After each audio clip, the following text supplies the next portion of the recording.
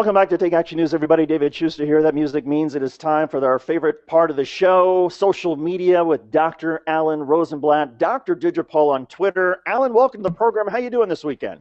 I'm doing well, David. How are you? I'm doing fine. There is breaking news on this show, Alan, and that is for the first time in the history of Take Action News and We Act Radio, you and Justice Antonin Scalia are in agreement on something, and this relates to Scalia's blistering dissent in a case in which the Supreme Court said that it is legal, it is okay for police, for law enforcement to collect a DNA sample from you when they arrest you. Tell me about that, and how surprised are you to be on the same side of Antonin Scalia?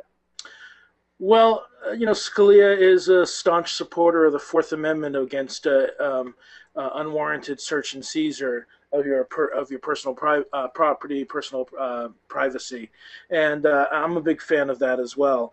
It's interesting that the Scalia decision on SCOTUS, combined with some of the other stuff that's been going on with the AP scandal and the Verizon scandal, really kind of raises the question of the surveillance society.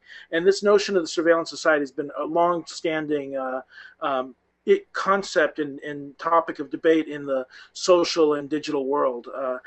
We kind of live in a world where there's, I think, three kind of buckets of surveillance. The first would be invasive, and that's where Scalia came down on the SCOTUS decision. Essentially, the idea that sticking a Q-tip in your mouth is invasive, taking a fingerprint is not. And it's a combination of the fact that it's intrusion into the body and also an intrusion into, a whole host of internal functions of your body that would be unavailable without that DNA sample. The next level is sort of the unobtrusive surveillance, and this is things like driving around or walking around town, and there are surveillance cameras all over the place. They don't really affect what you do, but they're ever present.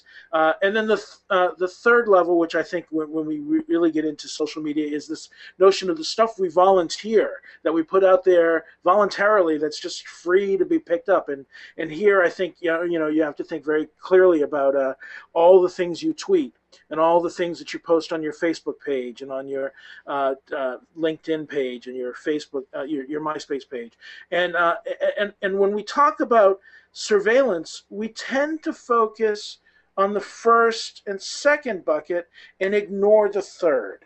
And I think that, to the extent that if you have yourself a list of people, AP reporters, members of the NRA, members of Unite Blue, people who live in a certain geographic location off of the voter rolls. Once you have these very defined and targeted lists, being able to append those lists with information drawn from what they're tweeting about, what they're posting on Facebook, what cookie data that you're collecting as they visit websites, as well as the more invasive or less obtrusive ways of collecting data that might require subpoenas. When you start to put that all together, you start to realize that these days it's all secrecy and no privacy. There isn't really a whole lot of privacy out there.